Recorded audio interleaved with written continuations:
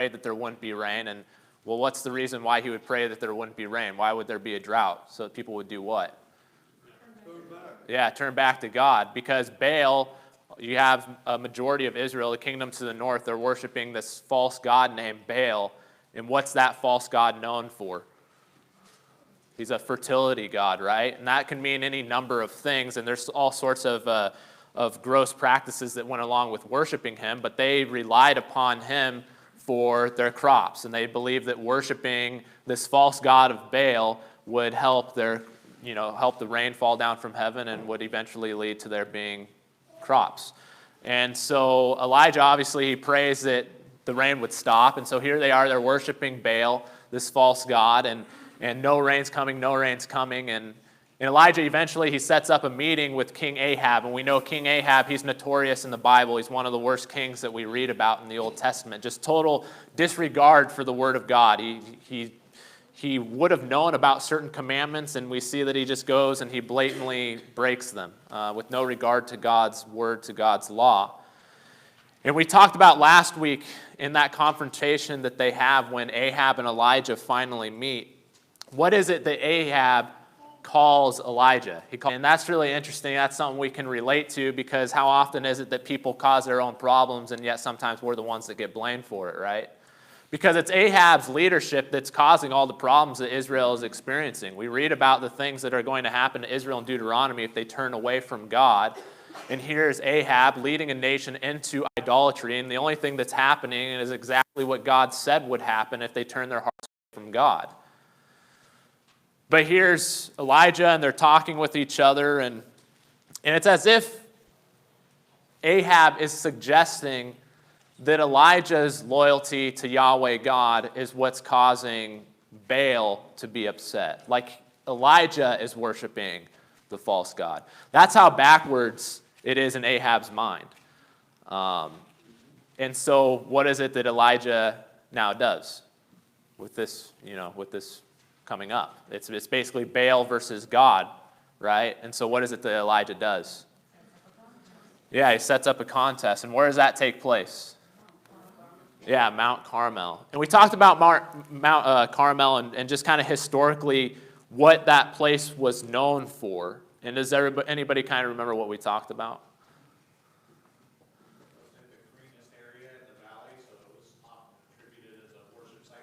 Well, it's a worship site, and you translate Mount Carmel in Hebrew, and it can either mean garden of God or vineyard.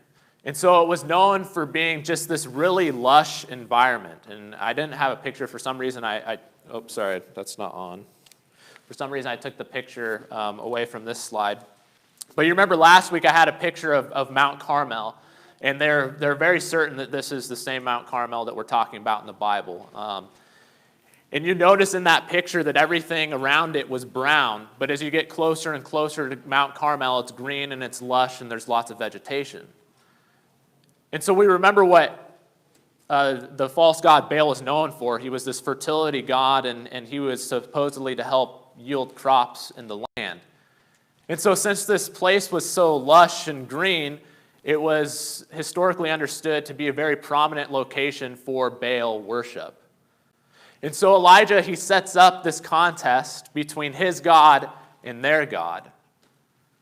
And they basically got the home court advantage, right? But what's another tidbit that we find out later on in chapter 18? And we didn't read that yet, but it's down in about verse 30. What else is it that we read about that location in Mount Carmel that we infer by something that's said in verse 30 of chapter 18? There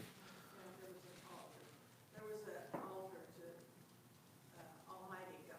Yeah.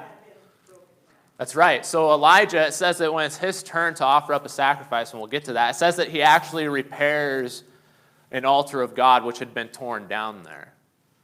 And so this is the location where this takes place, and it's like they got the home court advantage. They have the numbers, right? 450 prophets to one prophet of God. And then not only that, there's this old torn down altar to Yahweh God, and it's like they're saying, hey, we've beat you guys before, right? We can beat you again. But notwithstanding Elijah, he sets up this contest between Ahab between Ahab's God and his God. And I want us to pick up again in verse 20. I know some of this is review here.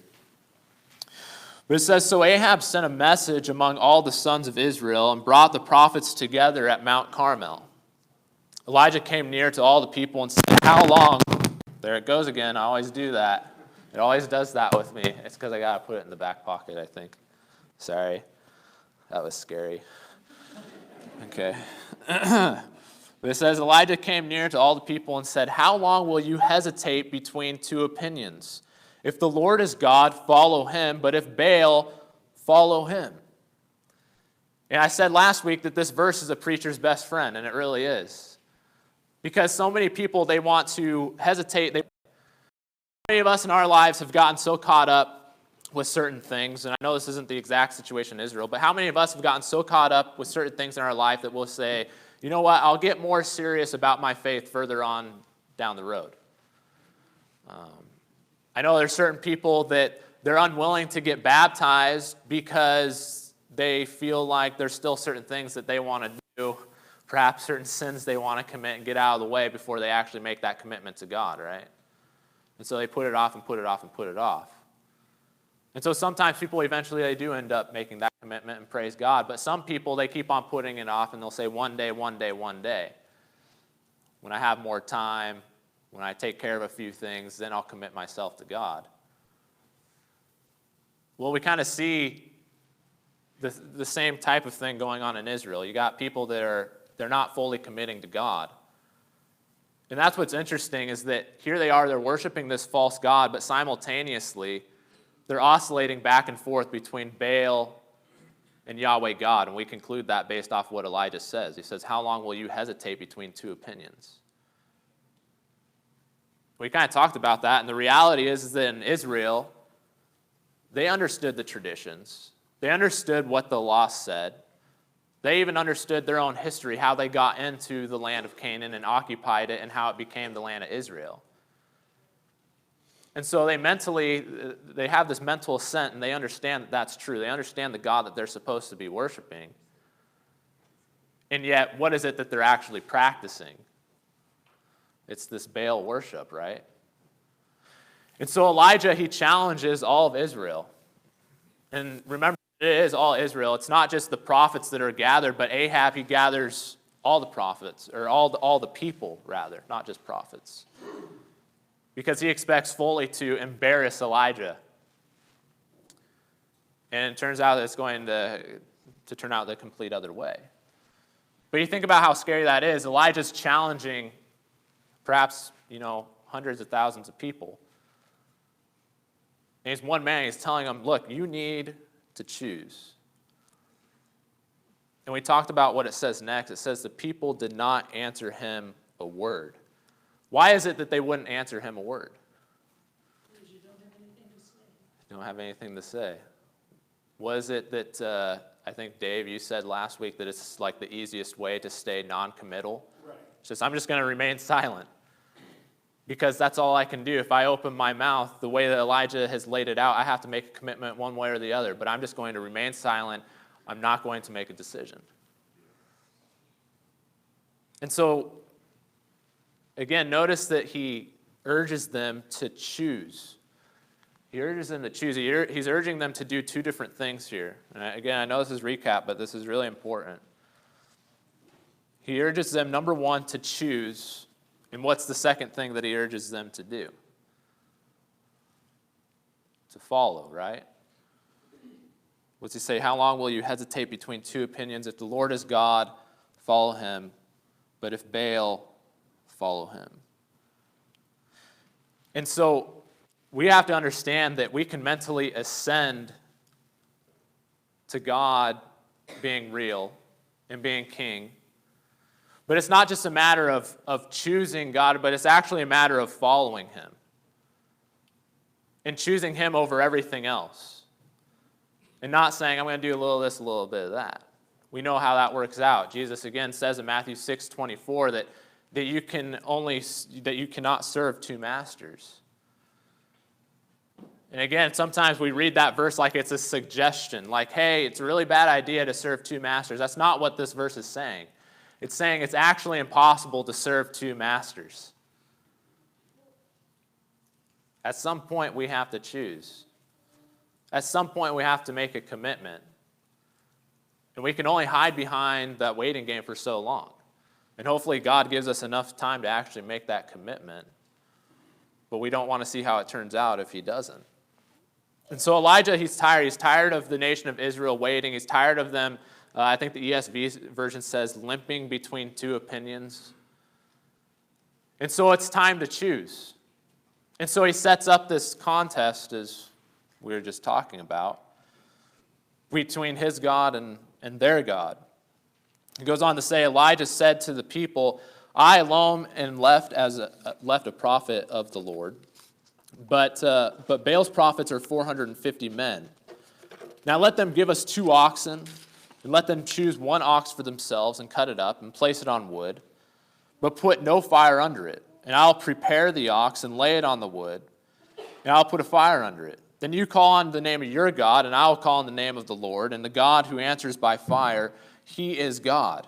And all the people said, that's a good idea. So we continue reading. So Elijah said to the prophets of Baal, choose 1 ox for yourselves and prepare it first, for you are many, and call on the name of your God, put no fire under it. Then they took the ox which was given them, and they prepared it and called on the name of Baal from morning until noon, saying, O Baal, answer us.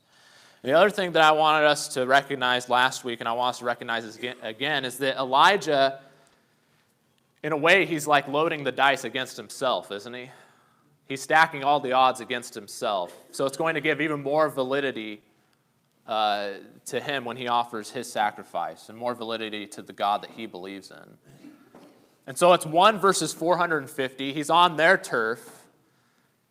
And then he sets the terms and he says, here's what we're going to do. We're both going to offer sacrifices, and whichever one is consumed with fire, right? They're not going to light it on fire. They're expecting fire to come down from heaven.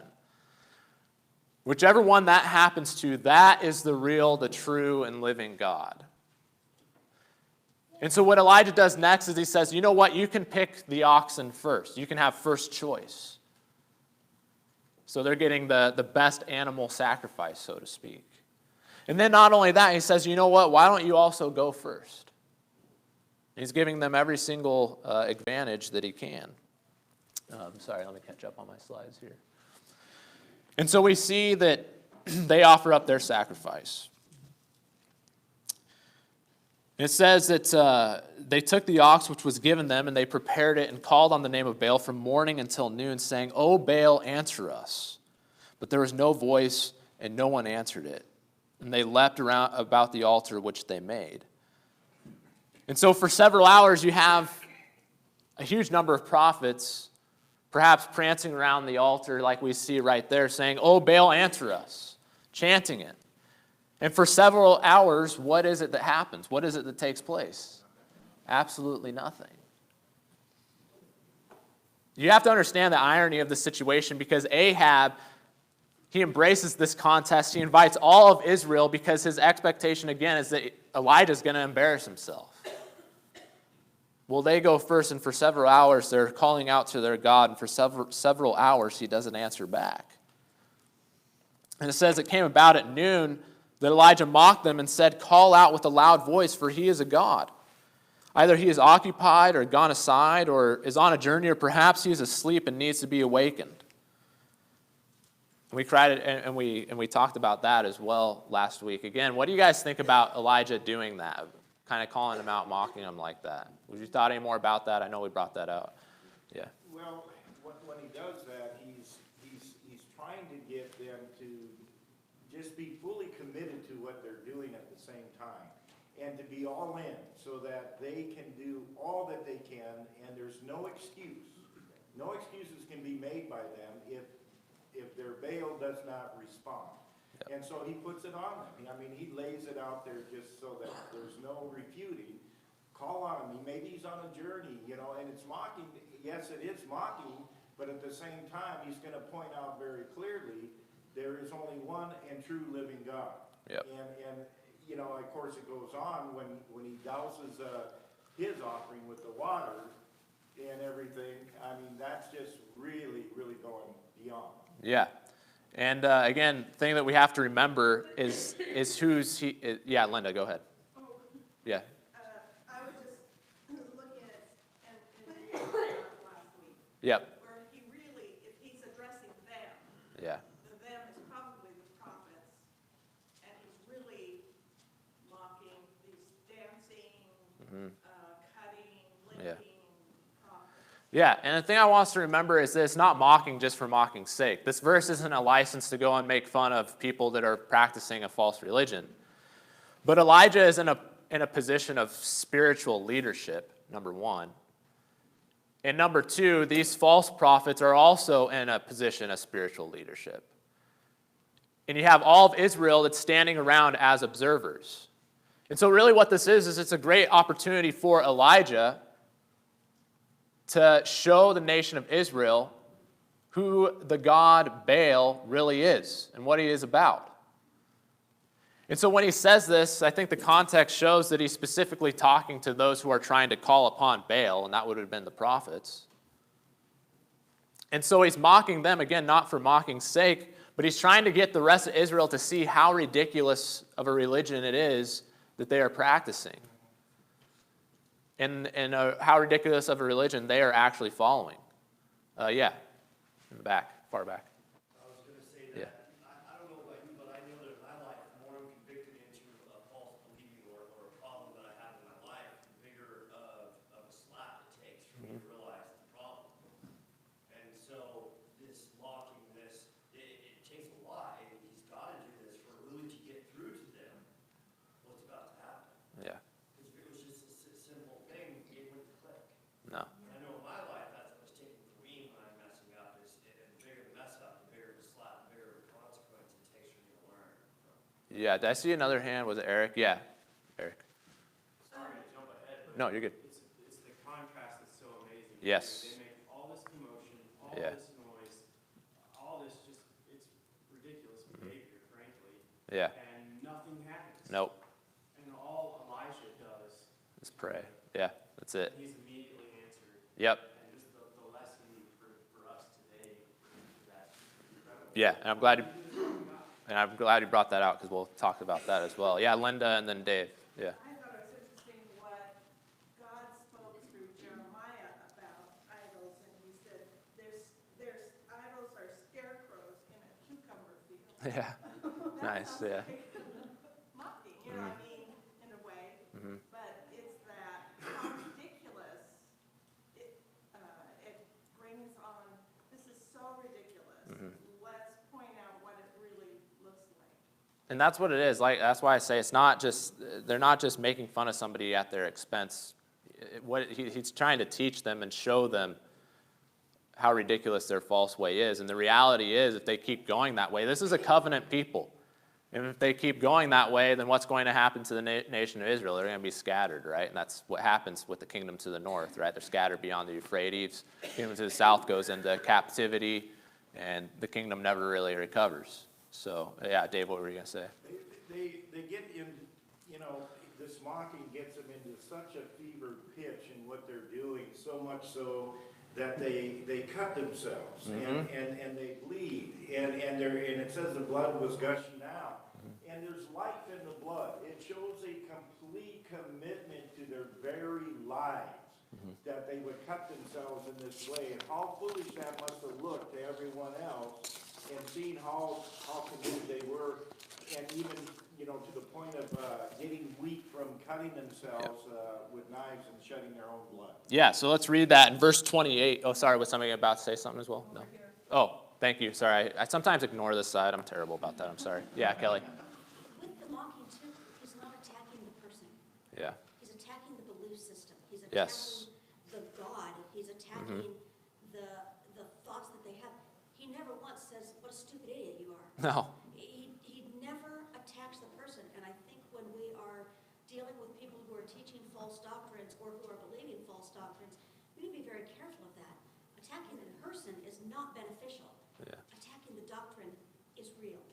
Yeah, and even at that too, there's a certain tact that we take, and because Because no matter how you lay out an argument in front of somebody, sometimes we present it to them in a way where they will never listen to us, right? If we go about it being rude and basically, they'd have to show this incredible display of humility in order to ever even hear and listen to what we're talking about. But yeah, tact is very important. We're never attacking the person, but yes, attack the doctrine. I like how you put that. Yes, Steve. Also, he kind of cut off any chance of them being able to worm their way out of it. Yeah. That's the part I never saw it as mocking. It's just like he used all their excuses before they could. Mm-hmm. They got nothing left to say. Yeah. So then they go into crazy mode. So Well, and they agreed to the terms, right, of the contest as well. And so you always have to take that into consideration. I think I saw one other hand over here, no?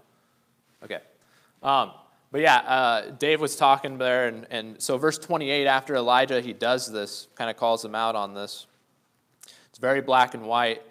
You can imagine how they would have responded, right? It's kind of getting under their skin. They're embarrassed. And I like what Eric said last week, that it's not just embarrassment, but it's like they should be ashamed of themselves, right, for following such a false and ridiculous God. It says, so they cried with a loud voice and cut themselves according to their custom with swords and lances until the blood gushed out on them. And when midday was past, they raved until the time of the offering of the evening sacrifice, but there was no voice, no one answered, and no one paid attention. And so here you have from morning until evening, they start off chanting, their God's name and asking him and begging him, pleading with him to answer them, no answer. And so what do? They kick it up a notch, and they actually start cutting themselves and drawing blood, trying to appeal their God. Does that not draw a sharp distinction, knowing what we know now about our God compared to their God? That's the wonderful thing about Christianity is throughout the history of the world, there's been numerous false gods that people have tried to follow.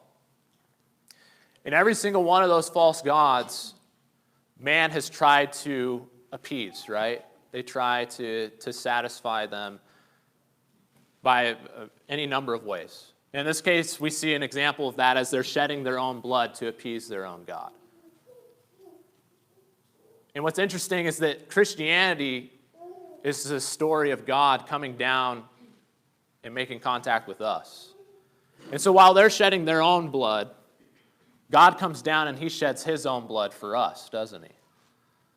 And I just think that that's powerful as we read about that, understanding what we now know about Jesus. Here you have people they're shedding their own blood and getting no response. And here we have a God that came down to us, made contact with humankind, and shed his blood for us. I just think that that's powerful. I saw a couple hands shoot up in the back. I was going to say that we'll never have full comprehension of the way God thinks.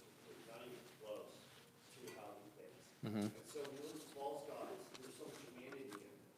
What they want, what they need, what they expect of their people. It's all what humans process and how they need and how they want. You can see it in their teachings.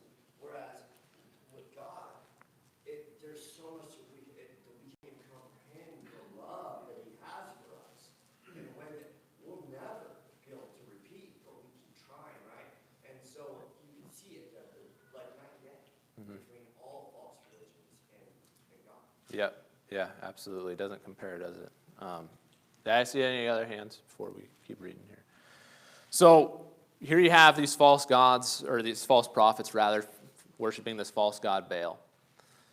And they're trying, and no answer. And so finally we conclude that they gave up. And now whose turn is it? It's Elijah's turn.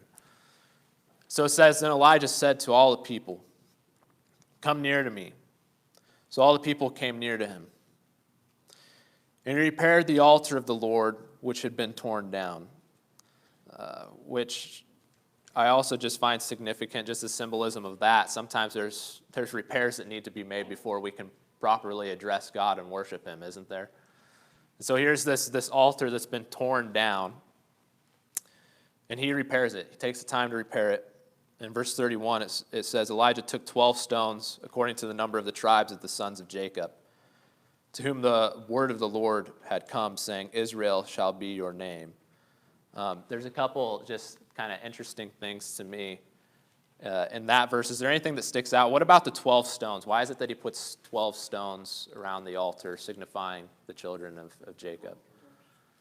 Yeah, so what does that really signify when you have the 12? Yeah, Kevin? You gotta remember that Israel and Judah are divided at this time. Yeah.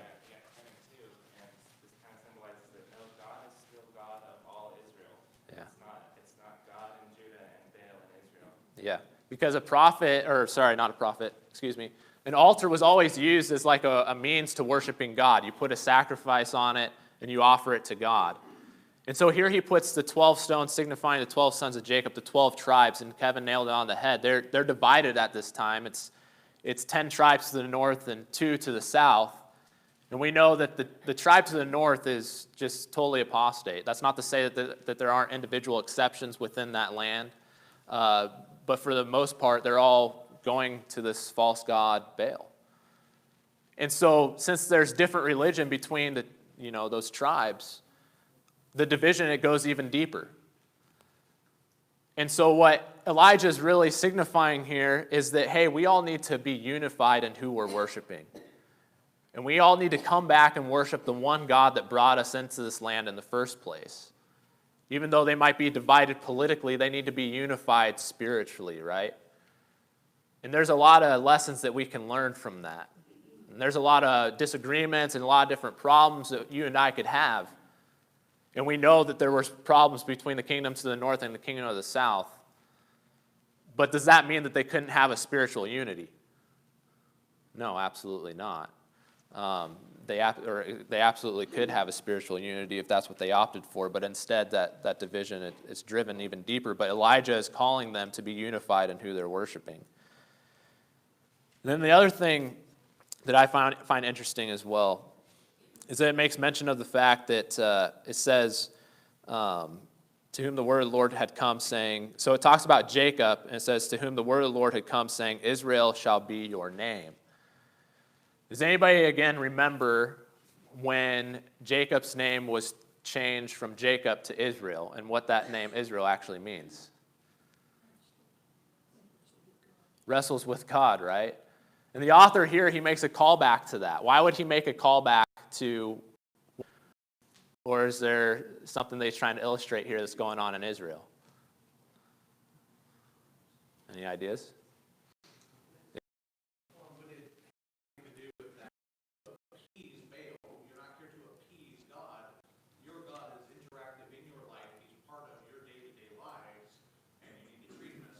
Yeah, so I think really, to me, what it's all about is Jacob's name was changed from Jacob to Israel because it says that he struggled with God and with man in one, right?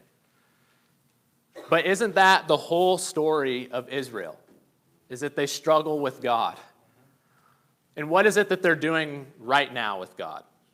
They're struggling with God. They're wrestling with God. But I love making this point because just because Israel is struggling with God, does that mean that God gave up on it? No, in fact, he calls them out. He says, come struggle with me and I'll show you that I'm God. And so that's what's going on here. You have Israel that's struggling with God. They're trying to figure out which God they're to be loyal to, and he's finally trying to remove any shadow of a doubt as to who is the real and living God.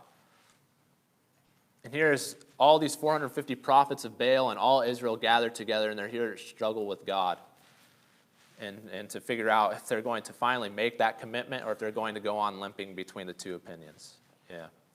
What are you going to say, something, Dave? Well, I was just going to say, Israel always had that problem, as we do today, but they're always struggling and not giving full compliance to God and his will.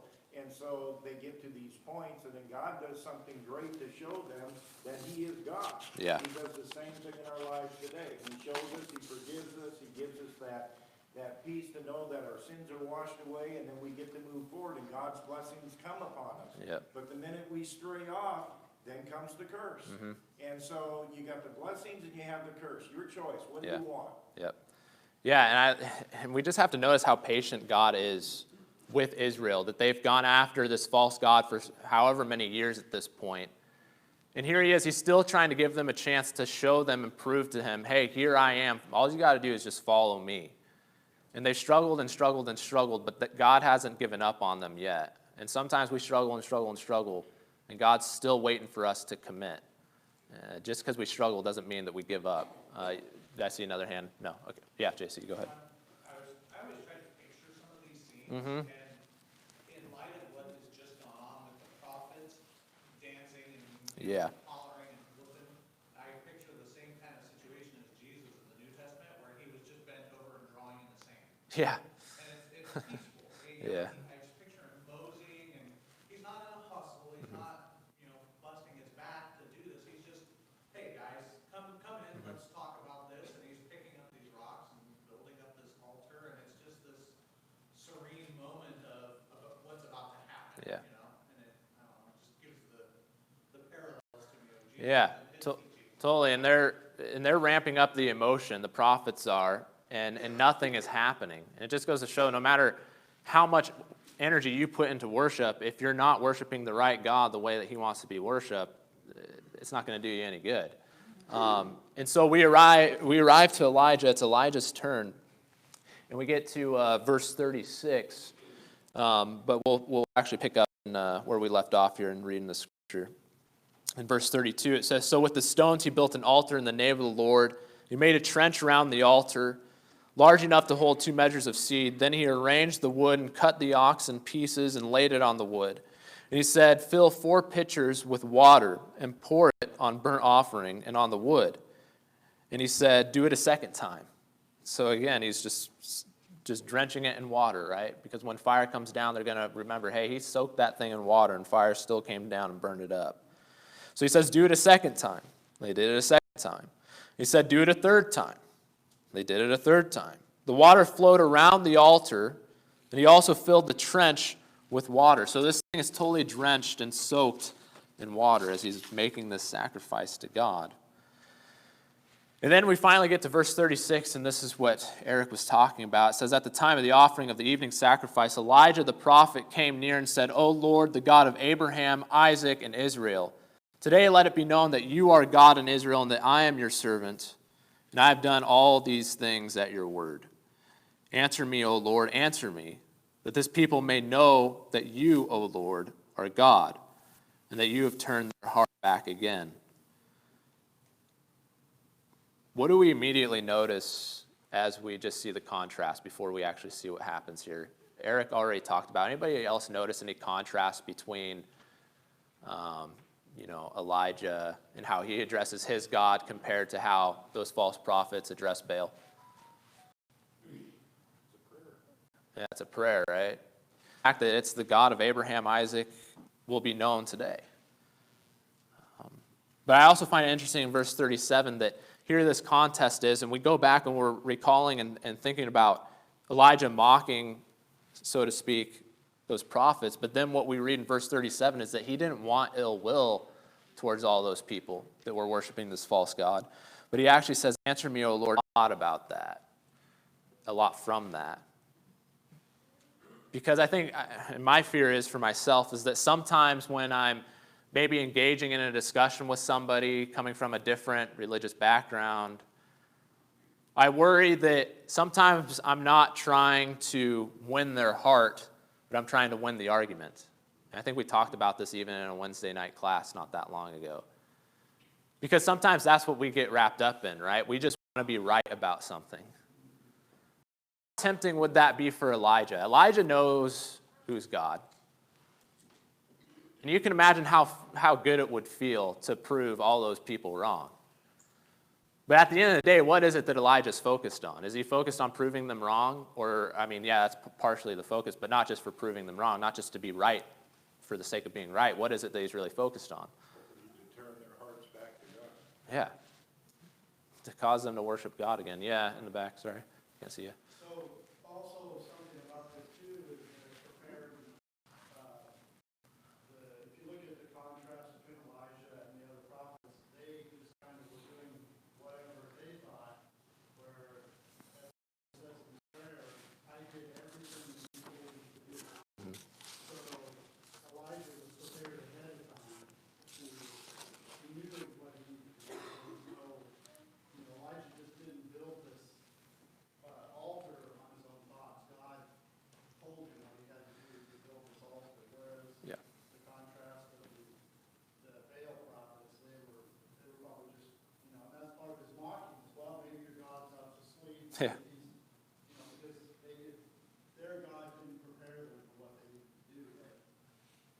Yeah, it says in verse, I'm glad you said that, because in verse 36, he says, I've done all these things at your word. So is Elijah just randomly figuring out what God wants him to do?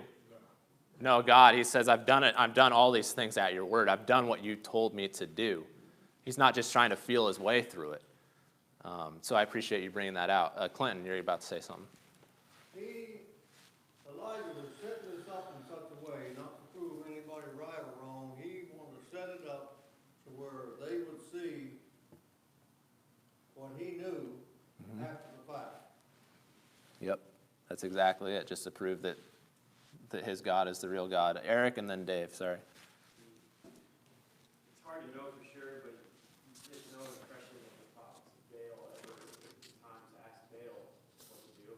Yeah. And we know now that was a total waste of time. Yep. I guess to continue the contrast, Elijah knew, as was already pointed out. So it's to some level, the message there for us is not make worship about us.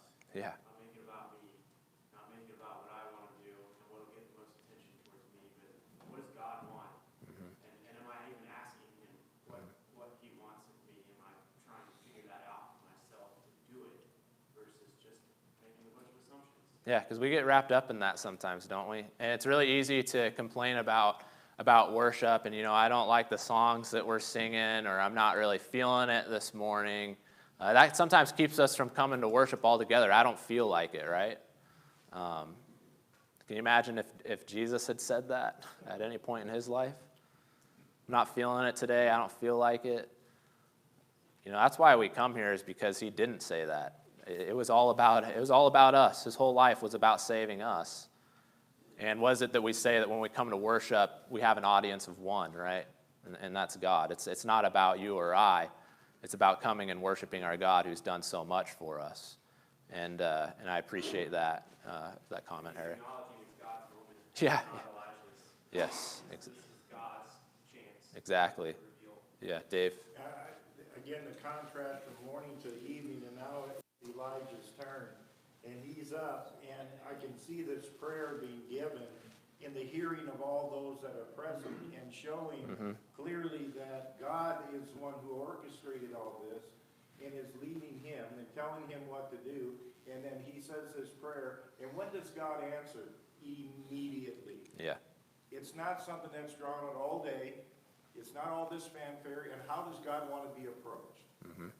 Not in this fashion, but in this fashion. And they're also going to see Elijah's compassion for that people, that their heart would turn back to God. It's not that he's praying just to prove them wrong. He's praying for their hearts. That's within their And you would ears, think that would I impact them. imagine, because of this big family. Yeah, because he causes them to, he tells them to come near me. Yeah.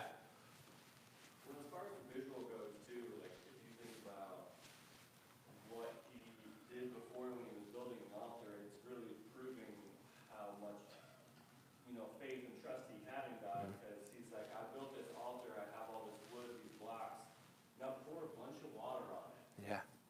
And then I'm going to pray, and then he's still going to answer me and light everything up and get rid of all the water. And if you think about, trying to start a fire with wet wood, pretty much impossible. Yeah, we know about that in the Northwest, don't we? Yeah.